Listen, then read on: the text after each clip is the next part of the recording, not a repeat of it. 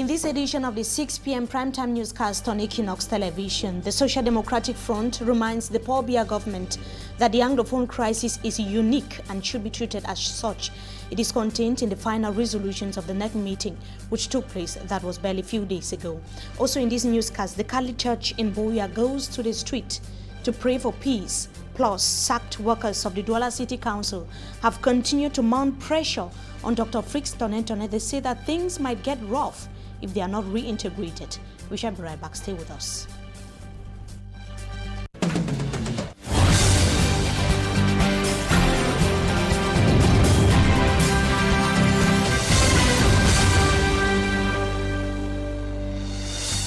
Good evening to you, ladies and gentlemen. We thank you so much for joining us. Let's begin right away in politics. In the nation's capital, the Social Democratic Front Party met in Yaoundé last weekend to talk about the party's political future prior to the previewed municipal and legislative elections in the country. But a greater part of the resolutions of the SDF NEC meeting, which was made public that was yesterday, was on what the party called ongoing civil war in the northwest and the southwest regions of Cameroon. The SDF expressed shock over the regime's management of the crisis, which has continued to deteriorate. Nijon Frundi, the chairman of the Social Democratic Front, said that the series of letters written to President Paul Biya proposing solutions to the crisis have simply been ignored, though the latter had admitted that was few months ago that the situation in the ground is getting worse. The party indicated that the President of the Republic has continued to disregard the plight of IDPs and refugees by refusing aid from reaching the people through his speech and through his speeches. The Social Democratic Front Party has therefore maintained that general amnesty should be granted to all those arrested in connection with the crisis, called for an immediate ceasefire, inclusive dialogue, and reminded the President of the Republic that the Anglophone problem is unique and has nothing to do with the problem of Boko Haram. The Social Democratic Front wants the National Commission of Truth, Reconciliation, Reconstruction, and Reintegration of Victims of the Crisis to be created and discussions on the form of the state to be launched by the government or initiated by the government of Cameroon. Those are the resolutions of the NEC meeting of the Social Democratic Front that were made public yesterday. The meeting took place last weekend in Yaoundé. Now, the Catholic Church in Buea were on the street to pray for peace and that the land should be blessed, the land should be healed as well, which they say is tainted with blood. The objective of the initiative is to bless with the Blessed Sacrament, rather, is for killings to stop in the two Anglophone regions of the country. Derek Jato tells us more in this report. Historians have it that this Moleko Street has witnessed incidents that will last in the minds of those around here forever. For one of the most destructive protests in the life of this crisis was seen on the street. And as the Anglophone crisis keeps changing faces and colors with time, everyone around this street is aware that this Buea Street is stained with blood, for that to have been recorded here.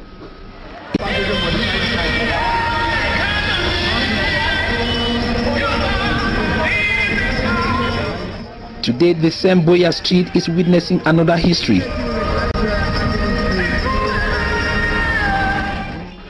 The Blessed Sacrament is out, signifying the presence of Christ. These Catholic Christians celebrated part of their Eucharistic conference on this street of Buea.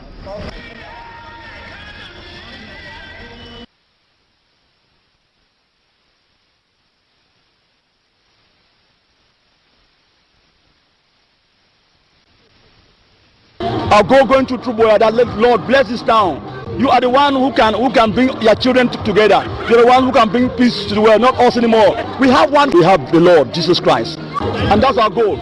Our goal going to Buea, that Lord bless this town. You are the one who can bring your children together. You're the one who can bring peace to the world, not us anymore. We have one Father. If we have one Father, why are we killing ourselves? Why are we fighting each other? If we have one Father, and that's the goal, that we need to preach more the gospel so that we can. At a time where hopes of many are gone, Reverend Father George Keze Jingwa said it was important for sons to accompany the conference. But the choir, the spirit of the songs can transform our hearts. That's why we have this choir, because Beraka is a song. I said Beraka is always a song.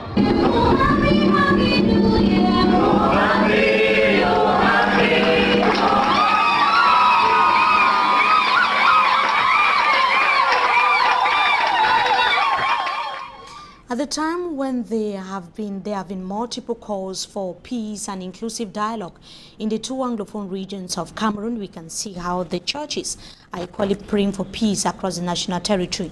The Evangelical Church of Cameroon, the EEC, as it is known in its French acronym, has also not been indifferent about the deepening Anglophone crisis. Christians of the church in Lome of the Mongo Division have equally gathered to pray for God's intervention, as Immaculate Fogwe tells us in this report. The ongoing Anglophone crisis, which has now become an armed conflict in the two Anglophone regions in Cameroon, is now a prayer point brought forth by most churches in the country. To this effect, men of God and Christians of the Evangelical Church in Cameroon, during their 5th Synod meeting under the theme Reconciliation and Forgiveness, held in the Mongo Division found in the Littoral region, prayed for peace to reign in Cameroon in regards to the ongoing Anglophone crisis. Pastor Claude Kolonji, the Secretary General of the Mongo Center, reiterates on the importance of living in peace. Occurs in northwest and southwest of Cameroon. Reason why we as church we invite all Cameroonians to come together. We invite all Cameroonians to be together to find solution peacefully, to avoid to find peace peacefully, and then avoid what the thing that cannot lead to sustainable peace. And the Pastor Robert Kong, president of the Mongo Center, explains that dialogue is the most suitable instrument that effectively calms down any conflict. Il faut revenir sur la base du dialogue. Le dialogue qui est, n'est-ce pas, approuvé par tous les humains. La sympathie. We have to come back to the base, which is dialogue. Dialogue is the most effective instrument used by all humans when in dispute for peace to reign. Reconciliation is an aspect which has to be reflected in our social lives by every Christian. They are calling on each and every Cameroonian to join them in prayer so that reconciliation and peace will be brought back on the minds of every Cameroonian. And while flames engulfed a section of a story building at Ecole Publique d'Aido, that is here in the country's economic capital, Douala, the incident occurred early this morning, affecting the section, or this morning at the section hosting matters, as we can see, and was almost affecting the apartment when the occupants managed to put out the flames before the arrival of the firefighters to fortify their effort. One of the structures which was spared is Dynamic FM, a radio station which is relaying from the said building. A lady who suffered a malaise was rushed to hospital for medical attention, while enormous material damage was recorded. The cause of the fire incident up to now is yet to be established. We take you now to the south region of Cameroon. 2 suspected human bone traffickers who are currently being held at the Kribi, the security units, or in the security units in Kribi South region of Cameroon. Security forces have said that the suspects reportedly transported the human bones from the west region to Kribi before they fell into the dragnet of law enforcement officials. Simanjika Gabriel tells us more in this report. It was from the Noon division of the West region that the human bones were trafficked into Kribi, South region of the country. The traffickers, who are 2 in numbers, are having 19 and 23 years of age respectively. The state prosecutor, who is on the case, refused to present the alleged human bone traffickers on grounds that they are still under investigation, thus not found guilty. It was thanks to the efforts of the commissioner of the Central Police Post in Kribi, Raymond Mann, that the 2 traffickers were arrested after they had agreed a 10 million francs CFA selling price for the goods they had. The case of human bones trafficking isn't a strange business in Kribi, as several of those found guilty are now languishing at the Kribi Central Prison. We now talk about workers of the Douala City Council were dismissed last year, 2018, by the government delegate to the Douala City Council. It should be noted that On September 2018, the Court of Appeal in the Littoral region of Cameroon ruled in favor of the 10 dismissed workers, indicating that they should resume work, and instructed the government delegate to the Douala City Council to reintegrate them. That said decision is still to be implemented. The decision was equally reinforced by the Ministry of Labour and Social Security, but the government delegate is equally supposed to has refused to respect the said decision. The dismissed workers met in the country's economic capital, Douala, today, calling on the government delegate to respect the decision or face the worst in the coming days. Immaculate Fogwe has the details in this report. The 10 dismissed staff representatives of the Douala City Council have declared that if the court's decision taken on the 27th of September 2018 is not respected by the City Council, they will be forced to take their revendications to another level. The now former Douala City Council workers say the government delegate Fritz Tone has failed to respect the decision taken by the Court of Appeal in the Littoral region and the Ministry of Labour and Social Security, ordering for their reintegration. In 2018, the court decided to reintegrate us and to pay our salary, prime and others. Until now, the government delegates have decided to not pay it. He decided to make an opposition. And in this sort of case, when a boss make opposition, it is going to make a lockout. That means to close the enterprise. We are not surprised if Mr. Tone, the government delegate, is allowed to close Douala City Council.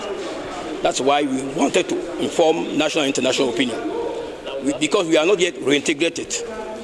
Meeting with the press in Douala on Tuesday, the workers explained that taking care of themselves and their family has become extremely difficult. We have a colleague amongst us whose wife abandoned him because of lack of finance. Our kids are not going to school. Others are finding it hard to have a meal on the table. It is really an extremely difficult situation for us. The sacked personnel of the Douala City Council are hoping that the government delegates will heed to the decision taken by the court as fast as possible in order to calm down what they called unpleasant situation in the coming days. Apart from what the President of the Republic of Cameroon called warmongers and rebels, the Minister of Territorial Administration, Paul Atanganji, has added another people to be neutralized by the Defense Forces in Cameroon this 2019. Speaking during the press conference or during the presentation of New Year wishes that was yesterday, the ceremony which took place in Yaoundé, he indicated that highway robbers in Adamawa region will be dealt with this year. Femi Armstrong Sander has the details in this report. Sounding like President Paul Biya in his December 31st, 2018 end-of-year speech and January 9th New Year wishes ceremony message in Yaoundé. Minister Paul Atanganji on his 10 January 21st in Yaoundé re-echoed that individuals unwilling to deposit arms in the northwest and southwest regions of Cameroon will face the defense and security forces. To him, the President's end-of-year message remains the working guide for the Ministry of Territorial Administration and Decentralization. To those qualified as terrorists by President Paul Biya in his message, Minister Paul Atanganji also added another set of people to be neutralized in 2019. La région de la Damawa puisse être davantage stable et que les bandits de grand chemin qui perturbent la quiétude des populations soient neutralisés et traduits à la justice. On more security measures, he says his ministry will do all it takes for peace to return in the northwest and southwest regions.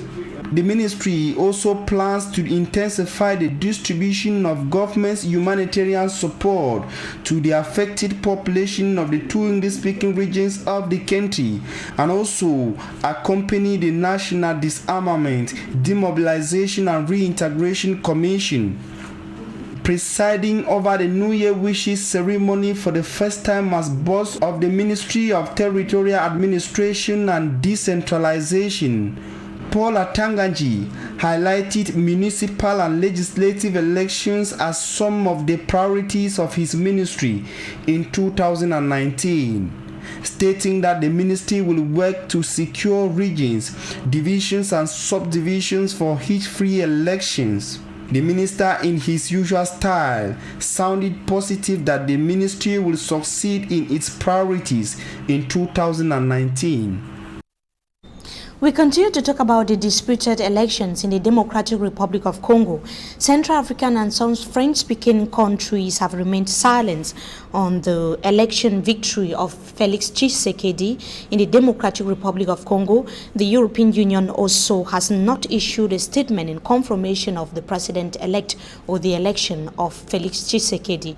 However, other African and Asian countries have been congratulating the successor of Joseph Kabila, who is going to be sworn in January 2019. That's going to be precisely on the 26th of January. Babla Jonathan has the details in the following report.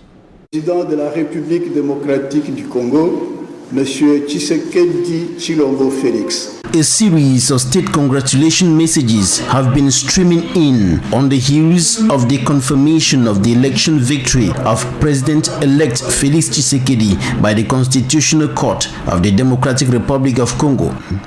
South African President Cyril Ramaphosa, Uhuru Kenyatta of Kenya, Tanzanian, Namibian, and Zambian presidents have sent words of congratulation to the Democratic Republic of Congo's next president. The South African Regional Organization has also congratulated President-elect Felix Tshisekedi, while the African Union has taken note of the victory of the opposition candidate. The latter had earlier called for a delay in the proclamation of results before announcing the visit of a high-level AU delegation to the Democratic Republic of Congo. The visit was cancelled after the Constitutional Court handed down its verdict less than 24 hours before the date of the visit. Central African presidents, the regional organization, and Francophone African countries in general have remained silent on the December 30 presidential election results in the Central African state. The European Union and its member countries have also been silent after contesting the result proclaimed by the Electoral Commission and later confirmed by the Constitutional Court. Away from Africa and Europe, China and Russia have sent messages of congratulation to Felix Tshisekedi, highlighting their respect for the people's choice. The National Refinery Corporation, Sonara, now has a new team. We are talking at Victoria in this edition of the news, appointed January 14, 2019 by the President of the Republic of Cameroon, Mr. Simon Jono Jean-Paul, General Manager, and Madame Bertando Bakata, appointed board chair of Sonara, who have been in office for more than 1 week now, have so far promised to be productive. Details in the following report. The atmosphere was a cloudy one, given that rumor had spread that the presence of the Minister of Water and Energy is the appointment of a new general manager of Sonora, given that Ibrahim Tabamala has been appointed Minister Delegate at the presidency in charge of public contracts. In a closed-door meeting with only board members, it was difficult to predict who was to take over the helm of Sonora. 15 minutes later, the social media was already flooded, announcing the new general manager of Sonora, while deliberations were still ongoing in the inner caucus of the company. Finally, the press and other top management staff of the company were called in. To the surprise of many, not only a new general manager is appointed, but equally a new board chair. Président de la République, Son Excellence M. Paul Biya, de par son pouvoir discrétionnaire, vient de décider de la nomination de Madame Do Bertane Bakata et de Monsieur Simon Jono Jean-Paul au poste de président du conseil d'administration et de directeur général de la Société nationale de raffinage, la Sonara. Madame Do Bertane Bakata takes over from Ebongole, who has been there since 1994 as board chair of Sonora. She is from Meme Division in the Southwest region. She is the special advisor at the Prime Minister's office. She is equally the president of the Bakassi Development Program of the Cameroun government and a PhD student at the University of Boya. Everybody Everybody's looking on us. The head of states is looking on us, and this confidence he has given us, and me in particular, and for women in general, we are going to, not to fail him, but we'll do the best that we can. The new general manager, Simo Njono Jean-Paul, from the Upper Plateau in the West region, before his appointment was Chief of Division, Economic and Financial Affairs at the General Secretariat at the Presidency of the Republic. He was equally board chair of the Kribi Autonomous Seaport, board chair of the Mevele Hydroelectric Project Tender Board, and board member of 9 other parastatal companies and projects including Sonora. I thank the President of the Republic, His Excellency Paul Biya, for the confidence made to me by appointing me in this important function of General Manager of Sonora. We will work together with the government, the board, and all the staff to achieve the objective of the government to make that Sonora is a competitive company. Born in 1964, with 32 years of working experience in administration, he has a task to complete the second phase of the Sonora Extension Project, maintain the company's standard at both the national and international standard. And that brings us to the end of this edition of the 6 p.m. primetime newscast on Equinoxe Television. Viewers, so thank you so much for joining us. Wishing you a blessed stay in the company of our programs. Until we meet again, goodbye.